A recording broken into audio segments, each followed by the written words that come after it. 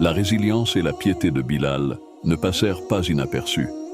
Abu Bakr, un proche compagnon du prophète et lui-même un des premiers convertis à l'islam, fut profondément touché par la souffrance de Bilal et son engagement envers sa foi. Reconnaissant la cruauté de la situation, Abu Bakr décida d'intervenir.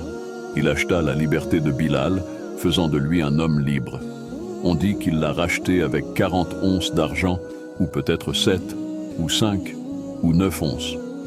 Certains disent qu'il l'a acheté à son maître, Umayya ibn Khalaf, en échange d'un esclave noir. Cette libération marqua le début d'une nouvelle vie pour Bilal. Il rejoignit la communauté musulmane à Médine et devint l'un de ses membres les plus respectés.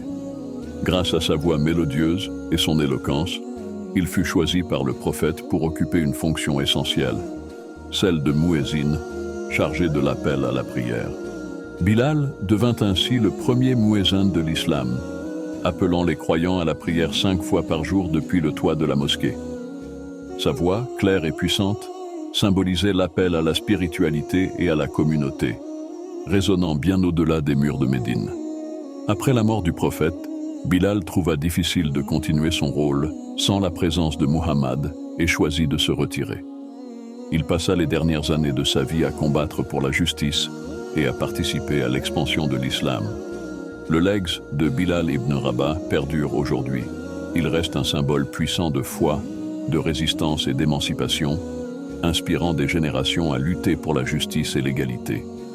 Son histoire est un rappel vibrant que la voix d'un homme peut, en effet, influencer positivement le cours de l'histoire et à incarner les plus hautes valeurs de l'humanité.